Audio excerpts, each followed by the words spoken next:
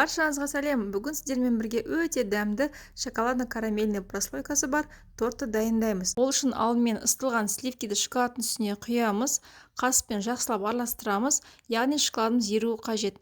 Мінекей дәл осындай болған кезде үстіне пищевая пленканы жауып ВКонтакте қоямыз. 5 сағаттай тұруы керек. Мінекей менде 5 сағат өтті. Енді осымен миксермен араластырамыз. Тым көп араластырмаңыздар. Мінекей креміміз дайын. Енді карамельді прослойканы жасаймыз. Ол үшін вареный сгущенканы алып, үстіне сливкиді құямыз. Миксерлейміз. Мінекей крем дайын. Енді торттың сыртын қаптауға арналған крем дайындаймыз. Творожный сырдың үстіне сахарный пудраны салып, жақсылап миксерлеп аламыз. Миксерлеп алғаннан кейін үстіне сливкиді құйып,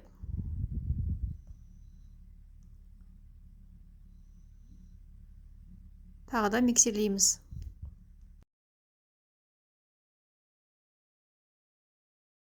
Мінекей креміміз дайын. Енді подложкаға аздап крем жағып, бірінші коржигімізді қоямыз. Бұл тортқа мен американдық бисквитті пайдаландым.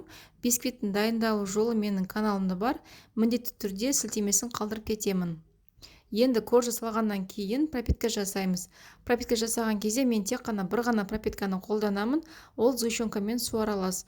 Егер де сіздер де осы пропитканы қолданатын болсаңыздар, тортыңыздың дәмі екі есе ерекшелене түседі.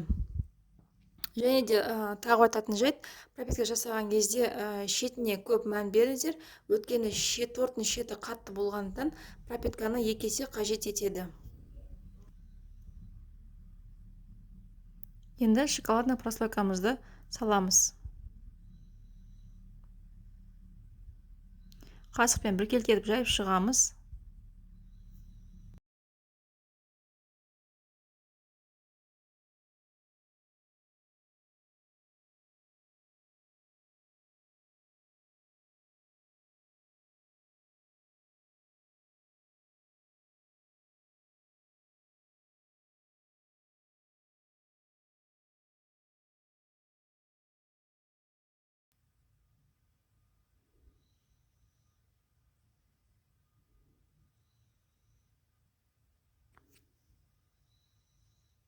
Екінші коржигімізді салып, пропитка жасаймыз.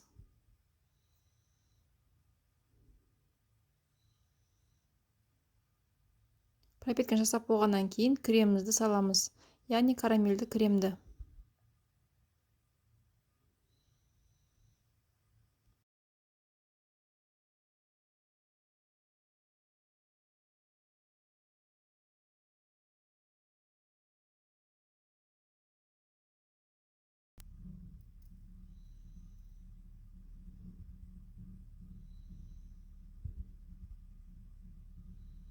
Үшінші коржигімізді салып, пропитка жасауды ұмытпаймыз.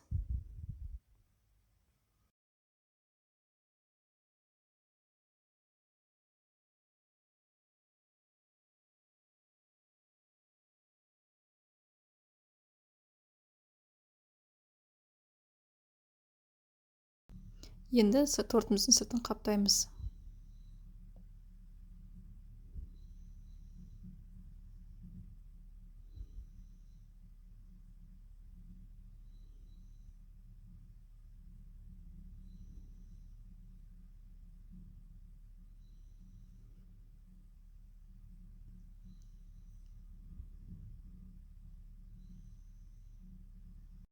Егер де сізде торттың бетін түзелуге шпатель болмаса, дәл осындай үшбұрышты линейканы пайдалансаңыздар болады.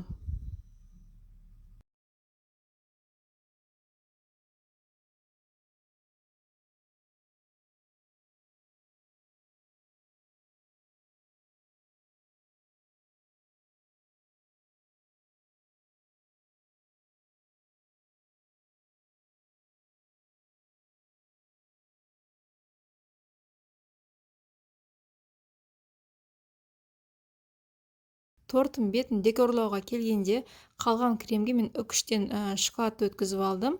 Және де насадканың көмегімен дәл осындай гүлдер шығарып алдым.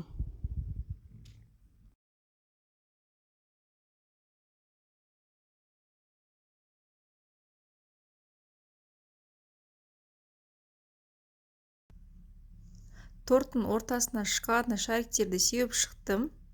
Мұндай шариктер кез келген кондитерлік дүкендерде болады. Дайын болған тортымызды міндетті түрде 7-8 сағатқа холодильникке қою қажет.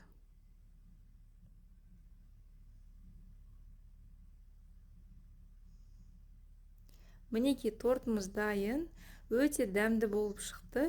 Сіздерге дайындап көруге кеңес беремін. Астарыңыз дәмді болсын.